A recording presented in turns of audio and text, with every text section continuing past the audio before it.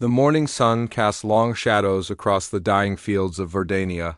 High Counselor Zephyr stood at the edge of what used to be the planet's most fertile farmland.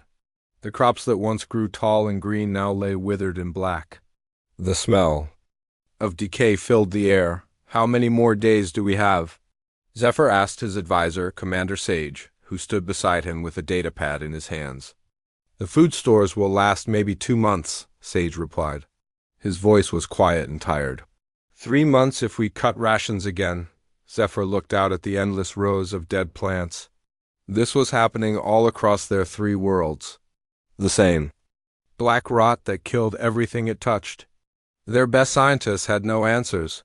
Their doctors could not stop it. Their farmers could only watch their life's work turn to dust. "We have tried everything," Zephyr said. "Every cure, every treatment, every prayer to the old gods. Nothing works." The Kepler Federation had been peaceful for over 200 years. They were farmers and traders, not warriors or explorers. They had never needed to look beyond their own star system. Their 3 species worked together, shared knowledge, and lived in harmony. They thought they had everything they needed, but now they were dying. "What about the deep space array?" Zephyr asked.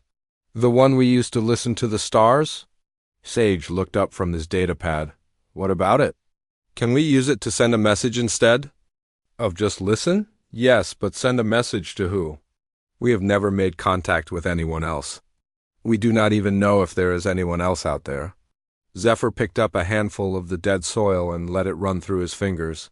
"Someone built those signals we pick up sometimes. The ones that sound like they come from thinking beings. If there are others out there, maybe they know how to help us." "You want to send a message into space?" "To strangers we have never met. I want to save our people," Zephyr said. "If that means talking to strangers, then that is what we will do." 3 days later, they stood in the communication center deep underground. The massive array above them could reach across the galaxy. Dr. Willow, their chief scientist, had worked for days to boost the signal strength. "The message will go out in all directions," Dr. Willow explained. "If there is anyone out there with the right equipment, they will hear us." "What should we say?" Sage asked. Zephyr thought for a moment. "Keep it simple. Tell them we are dying. Tell them our crops are failing. Tell them we need help." Dr. Willow nodded and began typing. The message was short and direct. "We are dying. Our crops fail. We seek knowledge to save our people.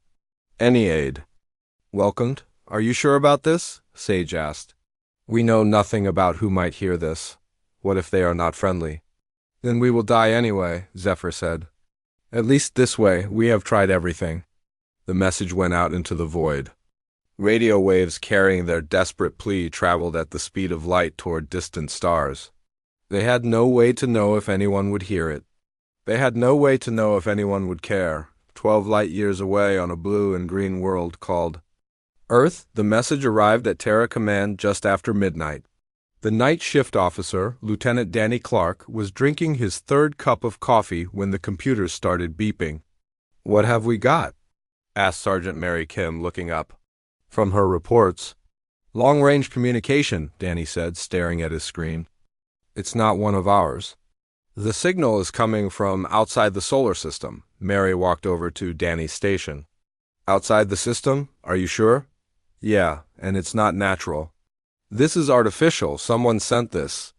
They called their supervisor, Colonel Andy Price, who arrived within minutes. His hair was messy and he was still putting on his uniform, but his eyes were sharp and focused. "Let me see it," he said. Danny played the message. The words came through clearly, translated by the computer into English. "We are dying. Our crops fail. We seek knowledge to save our people. Any aid welcomed." The room was silent for a long moment. "This is it," Colonel Price said quietly. "This is first contact. What do we do?" Mary asked. "We call the Admiral." Admiral Jack Morrison lived only 20 minutes from Terra Command, but he was already dressed and ready when Colonel Price called. He had been waiting for this moment his entire career. Every officer in the space service had dreamed of the day they would meet another intelligent species. "How long ago did we receive the message?" Morrison asked as he walked into the command. Center, 43 minutes, sir, Danny replied. Have we responded? No, sir, we waited for you. Morrison looked at the message on the screen. These beings were asking for help. They were dying and had reached out to anyone who might listen. As far as he knew, humanity was the only one who had heard their call. Get me the communication array, Morrison said. I want to send a reply. What should we tell them, sir? Colonel Price asked. Tell them help is coming. What kind of help? Do we send a research ship? A medical team? Morrison thought about the message. These people were dying. Their entire civilization was at risk. If humanity was going to help, they needed to do it. Right.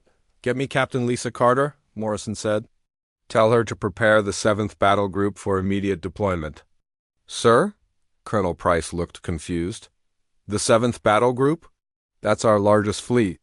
Don't you think that might be overkill for a relief mission? Morrison looked at the message again. Colonel, these people are dying. They asked for help. When someone asks humanity for help, we don't send just enough. We send everything they might possibly need. But, sir, the 7th Battle Group has 50,000 Marines, hundreds of ships, enough firepower to level a planet. These people just need help with their crops. They need help with their crops today, Morrison said. Tomorrow they might need help with something else? We're going to make sure they have everything they need. Within hours, the largest military fleet in human history was preparing to leave Earth. Captain Lisa Carter stood on the bridge of the flagship used Thunderbolt, looking out at the dozens of ships around her.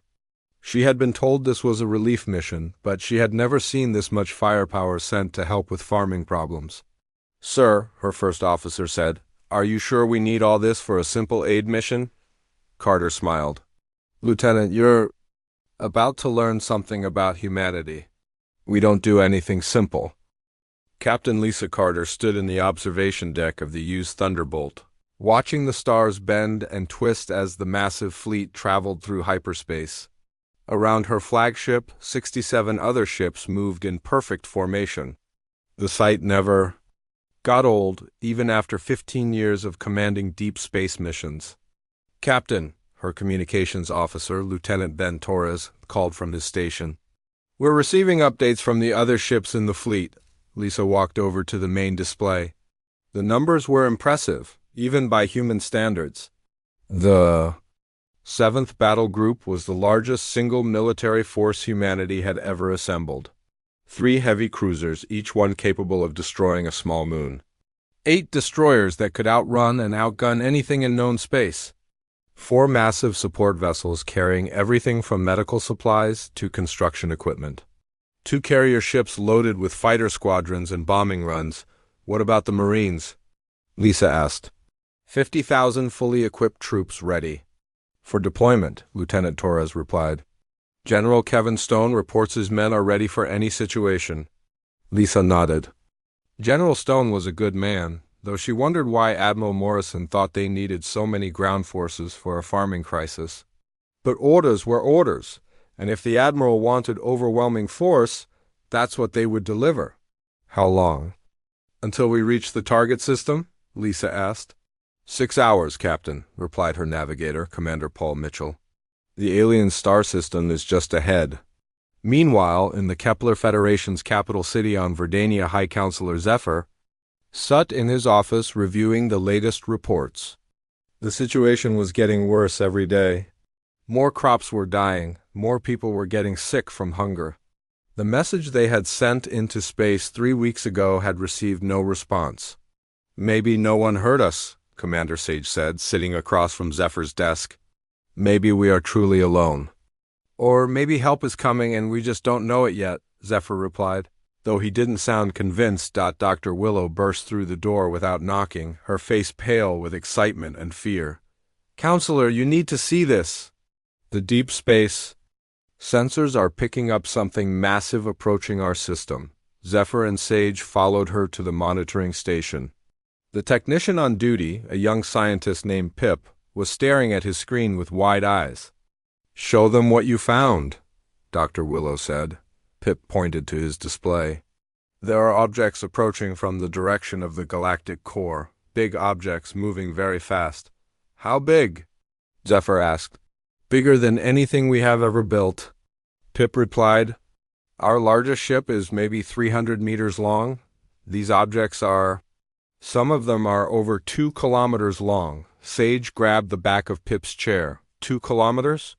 That's impossible. Nothing that big could fly through space. It gets worse, Dr. Willow said. Show them how many. Pip switched to a different view. The screen filled with dozens of red dots, each one representing a massive object heading straight for their system. I count 68 separate contacts. They're all traveling together in some kind of formation. The room fell silent. Zephyr felt his blood turn cold. Are they responding to our message? I don't know, Dr. Willow said. But they're coming. From the right direction, and the timing matches. We asked for help with our crops, Sage said slowly. And someone is sending us an invasion fleet. Zephyr stared at the screen. Each red dot represented a ship larger than their biggest city. 68 of them, all coming directly toward their peaceful worlds. Get me the Defense Council, now. Within an hour, every leader in the Kepler Federation was gathered in the emergency bunker deep beneath the capital city. The mood was grim. General Moss, the Federation's military commander, stood before a large display showing the approaching fleet. They will arrive in less than 6 hours, General Moss reported. Our entire defense force consists of 12 patrol ships. Each one is armed with basic plasma cannons designed for asteroid mining, not warfare. What about evacuation? Asked Counselor Pine, representative of the Outer Worlds. Where would we go? Sage replied. These ships are faster than anything we have. If they want to follow us, they will catch us. Zephyr looked around the room at the faces of his people. 3 different species, all of them terrified. The Kepler Federation had never experienced war. They had no weapons of mass destruction. No military academies, no battle plans. They were farmers and traders who had lived in peace for centuries. Maybe they are friendly, suggested Dr. Willow. Maybe they really are here to help. Then why send so many ships? General Moss asked. Why send warships instead of medical vessels or cargo ships? If they wanted to help us, they would send doctors and scientists, not an armada. We don't know that they're warships, Zephyr said, though he didn't believe his own words. Counselor, General Moss said gently, each of those ships is large enough to carry thousands of troops. They could land an army on every world in our system. The debate continued for hours, but everyone knew the truth. The Kepler Federation had sent a simple message asking for help, and someone had responded with overwhelming force. The only question was whether they would live long enough to understand why. Back on the UES Thunderbolt, Captain Lisa Carter was reviewing the mission briefings when her science officer, Dr. Rachel Brooks, knocked on her door. Come in, Doctor. Lisa said. Dr. Brooks entered carrying a data pad. Captain, I've been analyzing the radio signals from the target system. These people are completely peaceful. Their communications are about farming, trade, and family matters. There's no military chatter at all. What's your point, Doctor? My point is that we're bringing enough firepower to conquer half the galaxy, and we're about to meet a civilization that doesn't seem to understand the concept of war. Lisa set down her coffee cup. Are you suggesting we're overreacting? Suggesting that when we drop out of hyperspace with 68 warships, these people are going to think we're invading them. Our orders are to provide aid and assistance, Lisa said. We're not here to conquer anyone. I know that, and you know that, Dr. Brooks replied. But they don't know that. All they're going to see is the largest military fleet in human history appearing in their space. Lisa walked to the window and looked out at the other ships in the formation. Dr. Brooks was right. The 7th Battle Group looked like an invasion force because it was designed to be an invasion force. But Admiral Morrison had chosen this fleet for a reason. Doctor, Lisa said, you're about to learn something about humanity. When someone asks us for help, we don't just send enough to solve their immediate problem. We send enough to solve every problem they might ever have. But Captain, what if they attack us out of fear? Lisa smiled. Then they're about to learn something about humanity too. The fleet continued toward the Kepler system, carrying 50,000 Marines, 200 agricultural specialists, 150 terraforming engineers, and enough supplies to rebuild an entire civilization. In 6 hours, two very different cultures would meet for the first time. Neither side knew what to expect. The human fleet dropped out of hyperspace at the edge of the Kepler system like a storm of metal and fire. Captain Lisa Carter watched from the bridge as space around them filled with the massive shapes of warships. The sight was beautiful and terrifying at the same time. All ships report successful jump completion, Lieutenant Ben Torres announced. The fleet is in formation and ready for orders. Lisa nodded and looked at the tactical display. The alien worlds were still hours away, but their sensors were already picking up signals from the system.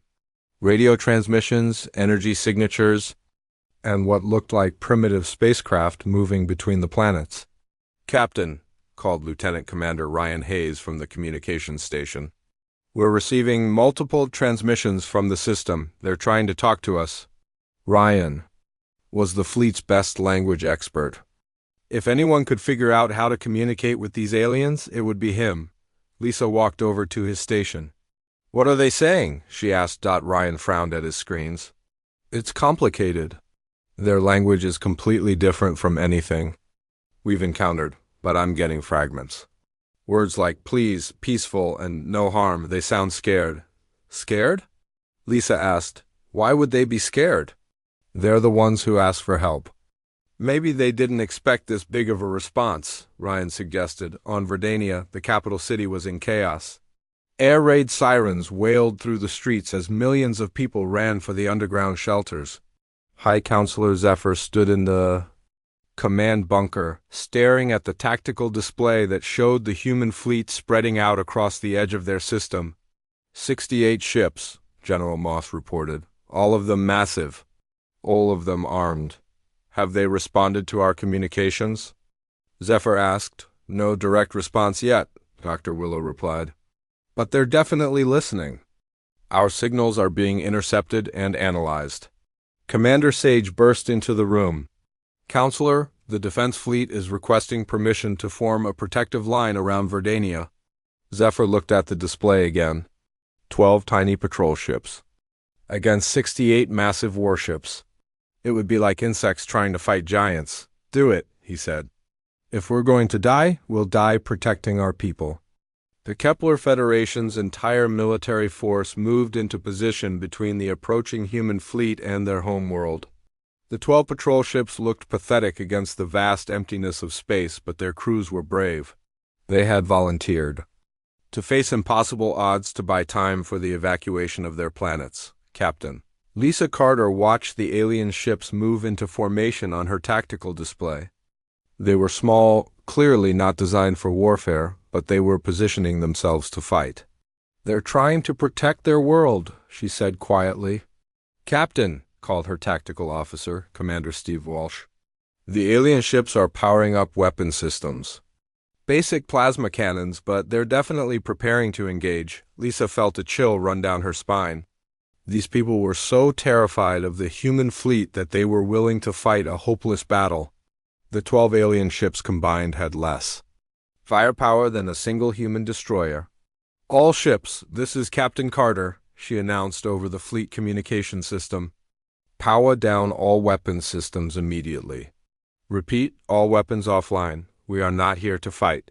Captain, Commander Walsh said, standard protocol requires us to maintain defensive readiness when facing potential hostile contact. Commander, those ships couldn't scratch our paint if they fired everything they had. Stand down weapons. The order went out across the fleet. 68 massive warships powered down their weapon systems, but the gesture was lost on the aliens. They had no way of knowing that the human ships were now completely defenseless. Lieutenant Commander Ryan Hayes worked frantically at his station, trying to establish communication with the alien fleet.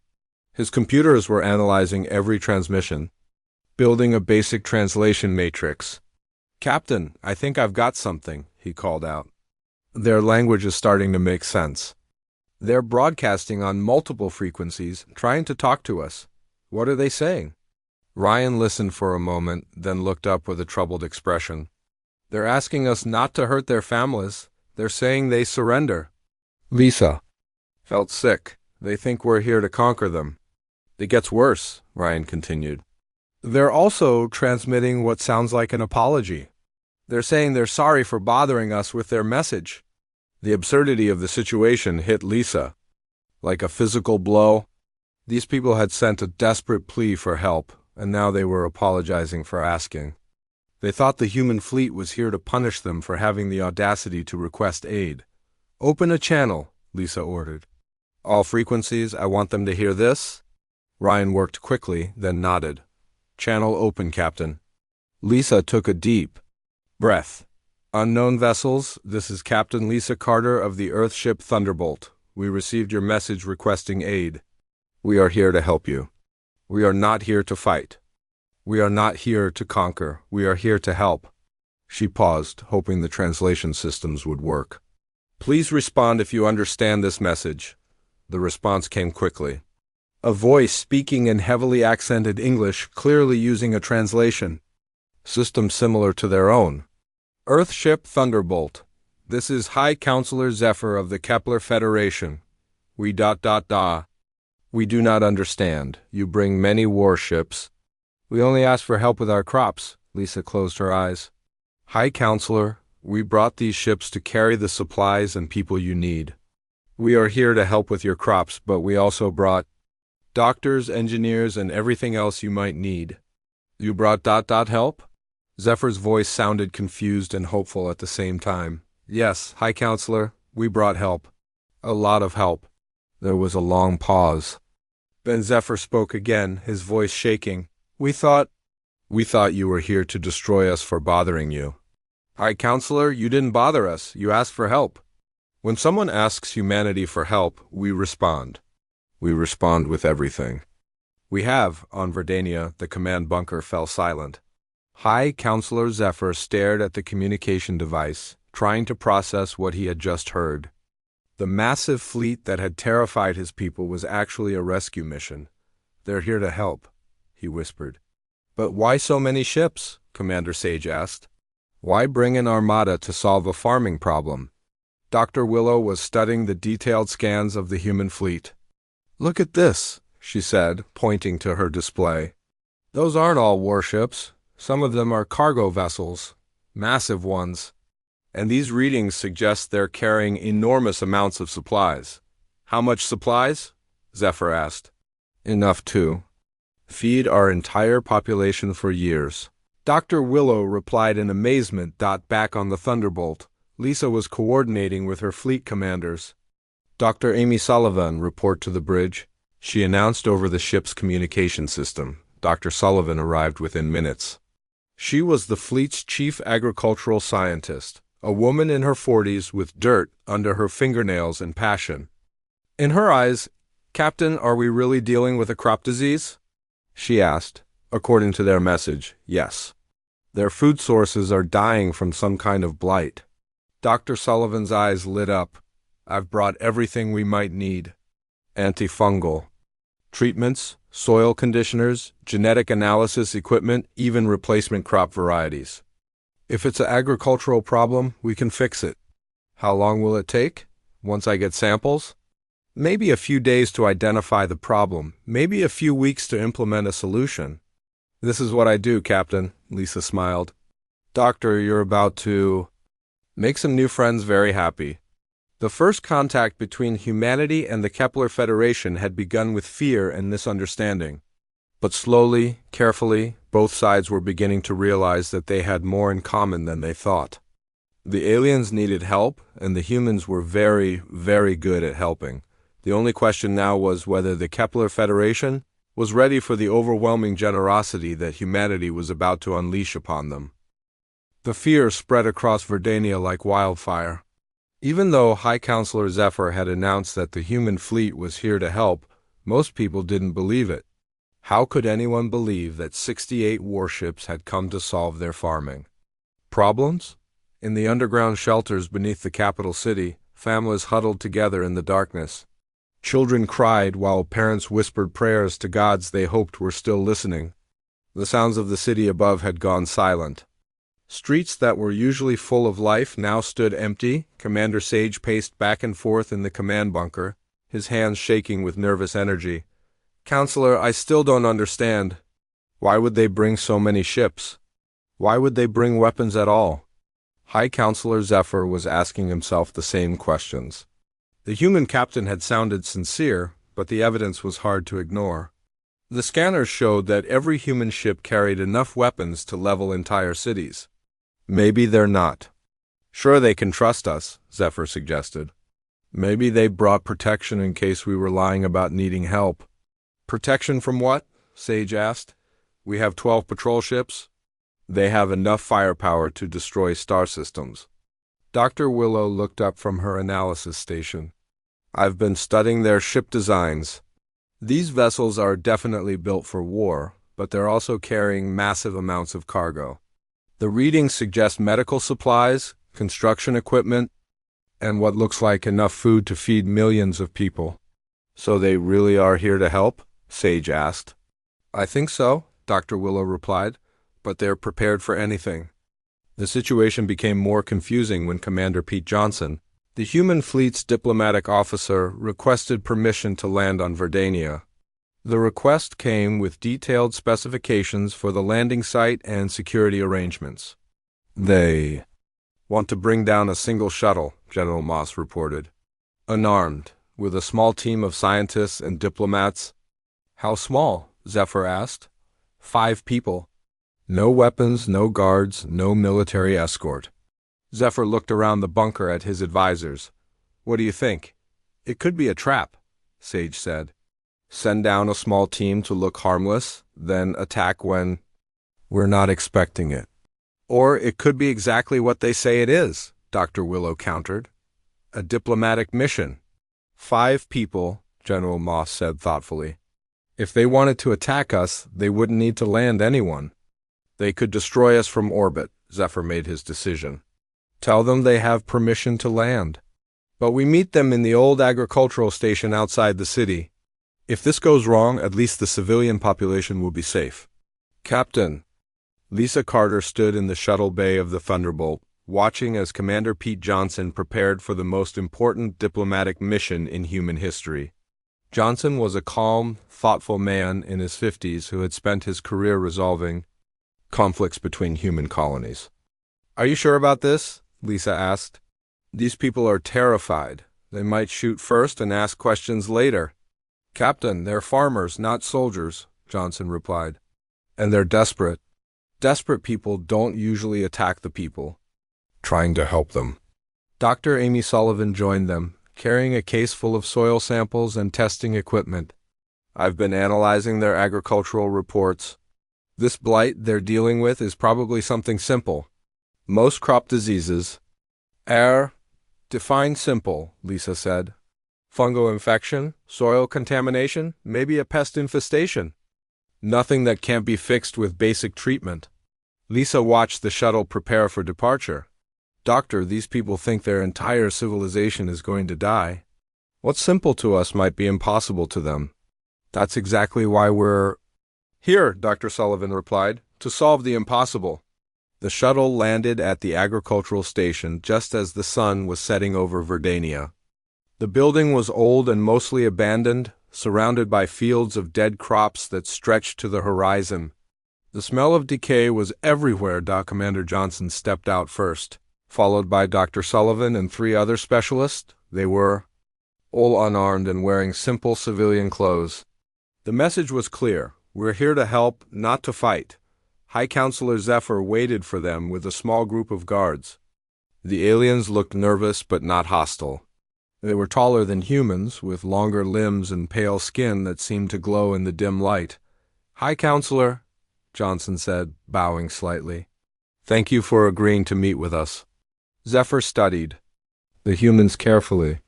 They looked so ordinary, so normal. It was hard to believe they came from the same species that had built the massive warships now orbiting his world. Commander Johnson, Zephyr replied. We are grateful for your offer of help, but we must ask again. Why did you bring so many ships? Why did you bring weapons? Johnson looked out at the dead fields surrounding them. High Counselor, may I ask you a question?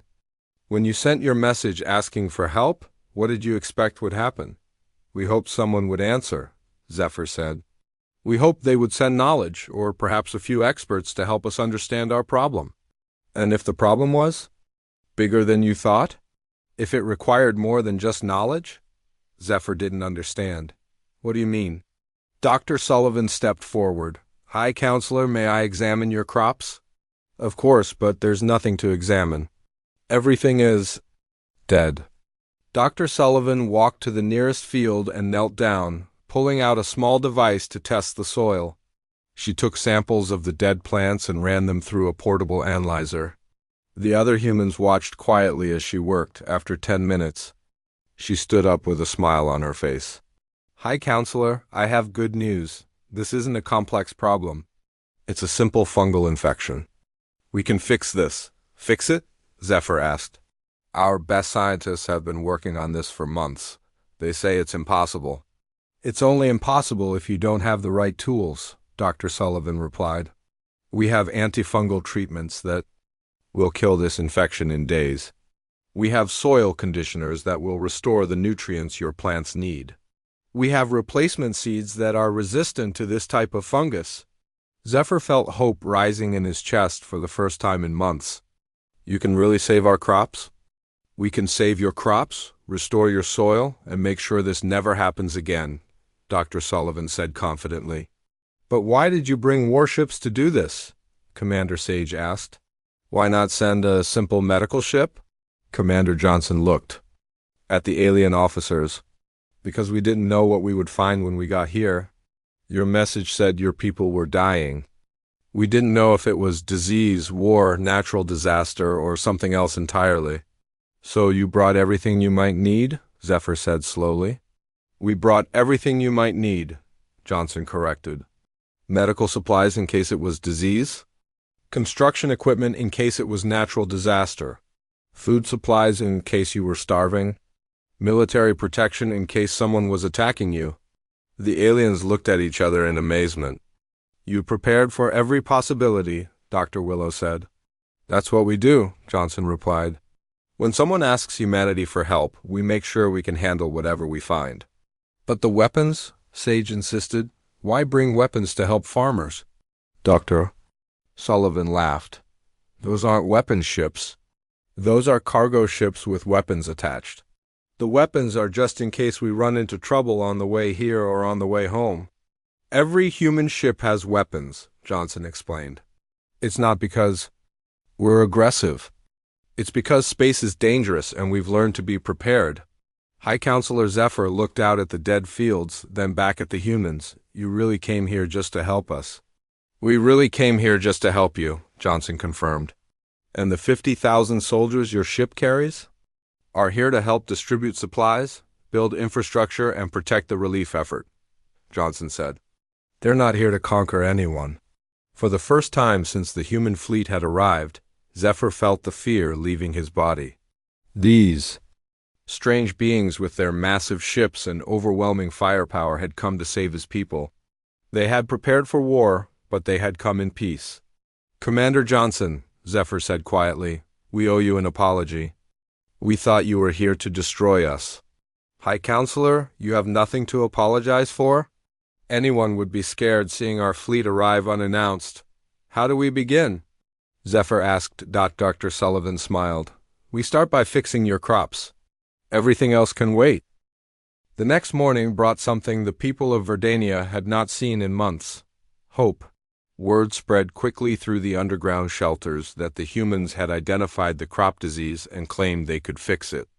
But many people still didn't believe it could be that simple. Dr. Amy Sullivan stood in the middle of a dead cornfield, surrounded by curious alien scientists and a growing crowd of farmers. She had spent the night analyzing soil samples and plant tissues. Now she was ready to show them what humanity could do. The fungus is called black root rot, she explained to the gathered crowd. It spreads through the soil and attacks the root systems of plants. On Earth, we see this type of infection every few years. Dr. Willow, the Kepler Federation's chief scientist, looks skeptical. If this is common on your world, then you must have treatments. We do, Dr. Sullivan replied, opening a case filled with metal containers.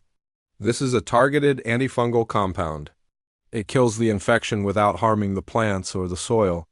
She pulled out a device that looked like a simple spray bottle. Watch. Dr. Sullivan began spraying the dead soil in a small section of the field. The liquid was clear and had no smell, but within minutes something started to happen. The black residue that covered the soil began to disappear, revealing healthy brown earth underneath. "That's impossible," whispered one of the alien farmers. "It's not impossible," Dr. Sullivan said with a smile. "It's just chemistry." She reached into another container and pulled out a handful of seeds. These are modified corn seeds from Earth. They're genetically resistant to black root rot. Even if the fungus comes back, these plants won't be affected. Dr. Sullivan planted the seeds in the treated soil and added water. Then she took out another device, something that looked like a small metal wand. "This is a growth accelerator," she explained. "It uses concentrated nutrients and controlled energy to speed up plant development. Normally, corn takes months to grow. With this, we can see results in hours." She pointed the device at the planted area and pressed a button. A soft blue light emerged from the wand, bathing the soil in energy. The aliens watched in amazement as tiny green shoots began to emerge from the ground. "By tomorrow morning, these plants will be fully grown," Dr. Sullivan said. "In a week, you'll have corn ready to harvest." High Counselor Zephyr stared at the growing plants. "How is this possible?" "Our scientists said the soil was completely dead." "Your soil was never dead," Dr. Sullivan replied. "It was just sick. And sick things can be healed." Commander Sage, who had been silent until now, stepped forward. "Dr. Sullivan, how long would it take to treat all our farmland?" Dr. Sullivan looked out at the vast fields that stretched to the horizon. "With our equipment, about 2 weeks for this continent. Maybe a month for your entire planet. 1 month to save our entire world." Zephyr said quietly. "That's just the beginning," Dr. Sullivan continued. "We've also brought soil enhancement compounds that will make your land more fertile than it's ever been. New irrigation systems that will prevent future crop failures. Agricultural robots that can plant and harvest automatically." Dr. Willow was studying the growing corn plants with a handheld scanner. "The growth rate is incredible. These plants are producing energy at 10 times the normal rate. They're also producing more food," Dr. Sullivan added. "These modified seeds will give you 3 times the yield of your original crops." The crowd of aliens began talking excitedly among themselves. For months, they had been preparing to die. Now, in a single morning, they were learning that not only would they survive, but they would prosper. Captain Lisa Carter received the report from the surface while she was meeting with her senior officers aboard the Thunderbolt. The news was better than anyone had expected. "Dr. Sullivan says she can have the entire planet treated within a month," Commander Pete Johnson reported. "The soil restoration will be complete, and they'll have enough food to feed their population for years." "What about the other planets in their system?" Lisa asked. "Same timeline. We have enough supplies and equipment to treat all 3 worlds simultaneously." General Kevin Stone, the Marine commander, looked up from his tactical display. "Captain, my engineers are ready to begin infrastructure improvements. The aliens' irrigation systems are primitive by our standards. We can upgrade them significantly." "What kind of upgrades?" Lisa asked. "Automated water distribution, climate control systems, soil monitoring networks. Basically, we can give them the most advanced agricultural technology in human space." Lisa walked to the observation window and looked down at the alien world below. "General, these people went from thinking they were going to die to learning they're going to have the best farmland in the galaxy, all in one day. Is that a problem?" "Captain, I'm just wondering if we're overwhelming them again." "We have a tendency to do that." Back on the surface, High Counselor Zephyr was discovering exactly how right Captain Carter was. Commander Johnson had shown him the preliminary plans for the agricultural upgrades, and the scope was staggering. "You want to build automated farms?" "On every continent?" Zephyr asked. "Not instead of your existing farms," Johnson clarified. "In addition to them. The automated systems will serve as backup food production and research facilities. And these climate control satellites? They'll monitor weather patterns and prevent natural disasters from affecting your crops. Drought, floods, storms, they'll all be manageable." Dr. Willow was reading through a technical manual that was 3 inches thick. "Commander, this technology is centuries ahead of anything we have. How do we even begin to understand it?" "You don't have to understand it all at once," Johnson replied. "We'll leave technical teams here to train your people. The learning process will take years, but you'll have working systems immediately." Zephyr felt overwhelmed. "Commander, we asked for help with our crops. You're offering to transform our entire civilization." "High Counselor, that's what help means to humanity. We don't just solve the immediate problem. We make sure the problem never happens again." That evening, Zephyr called an emergency session of the Federation Council. Representatives from all 3 worlds gathered in the Capitol building, which had been declared safe now that the human intentions were clear. "The humans have offered to do more than save our crops," Zephyr announced. "They want to revolutionize our agriculture, upgrade our technology, and ensure our prosperity for generations." Counselor Pine from the Outer Worlds raised a concern. "What do they want in return? Surely this level of assistance comes with a price." "I asked Commander Johnson the same question," Zephyr replied. His answer was confusing. "What did he say?" "He said they don't want anything in return." "He said helping others is what humans do." The council chamber fell silent. The concept was difficult to understand. In their experience, nothing came without a price. "There must be something," insisted Counselor Oak. "Perhaps they want to establish a military base here? Or claim our mineral resources?" "I asked about that too," Zephyr said.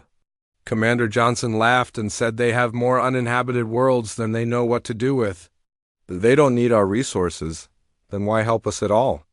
Zephyr thought about his conversations with the humans. "I think it's because they can. They have the technology, the resources, and the ability to help." "So they do." Dr. Willow stood up from her seat. "Counselors, I've been analyzing the human technology. These people could conquer half the galaxy if they wanted to. Instead, they travel across space to help strangers with farming problems." "That doesn't make sense," Counselor Pine said. "It makes perfect sense," Dr. Willow replied. "They're not conquerors, they're builders. They don't want to rule the galaxy. They want to improve it." Zephyr looked around at his fellow counselors. "The question before us is simple. Do we accept their help? All of it?" Counselor Oak asked. "The agricultural upgrades, the technology transfers, the infrastructure improvements? All of it." The vote was unanimous. The Kepler Federation would accept humanity's overwhelming generosity. As the council session ended, Zephyr stepped outside and looked up at the stars. Somewhere up there, 68 massive ships waited patiently for his answer. Ships that could have conquered his world in minutes, but had instead come to save it. He activated his communicator. "Commander Johnson, this is High Counselor Zephyr."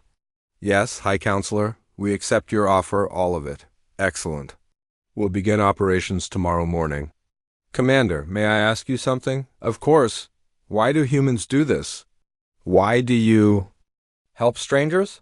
There was a pause before Johnson answered. "High Counselor, we help because we can. And because we know that somewhere out there, other strangers might help us someday." Zephyr smiled as he looked up at the stars.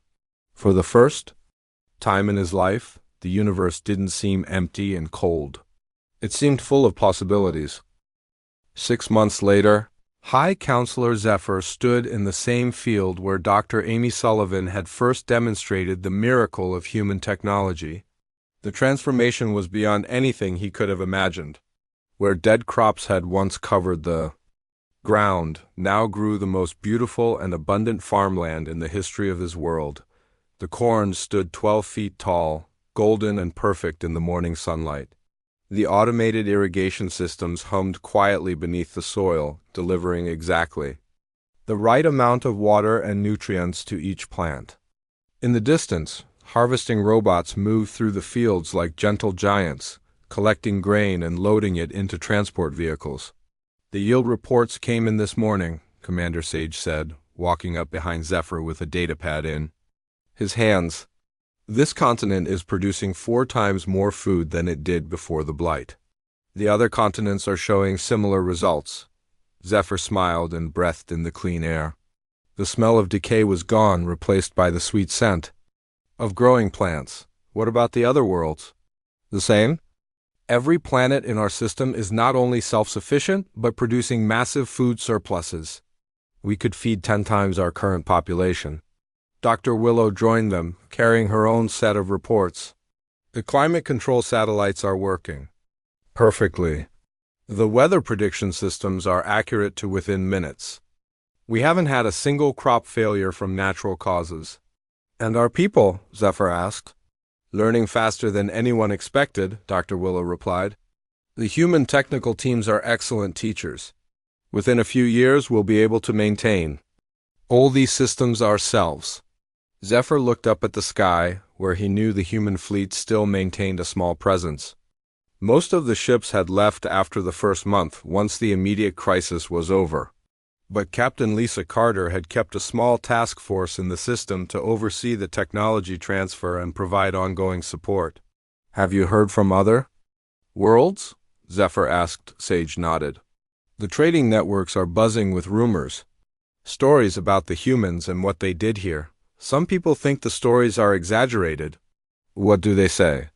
That humans travel the galaxy looking for people to help, that they have technology beyond imagination, that they respond to any call for aid with overwhelming force and generosity, Dr. Willow laughed. The truth is more incredible than the rumors. Zephyr's communicator buzzed with an incoming message. He recognized the voice immediately. It was Captain Carter calling from orbit. Hi, Counselor. We've received something interesting that I thought you should know about. What is it, Captain? Another distress call? This time from the Helix Nebula. A species called the Zentari are facing a plague that's killing their livestock. They're asking for medical assistance. Zephyr felt a chill of recognition. 6 months ago, that had been his people. Desperate, dying, calling out to the void and hoping someone would answer. What will you do? He asked. Admiral Morrison is assembling the 5th battle group. They should be ready to depart within a week. Another battle group for a medical crisis? Captain Carter's voice carried a note of amusement. Hi, Counselor. You should know by now that's how we do things. The Zentari asked for medical help. We're sending doctors, medical equipment, research facilities, and enough protection to make sure they stay safe while we work. How many ships? This time? 43, plus 15,000 medical personnel, 8,000 Marines, and supplies for 6 months of operations. Zephyr shook his head in amazement. Even after everything he had witnessed, humanity's response still seemed impossible. Captain, may I ask you something? Of course.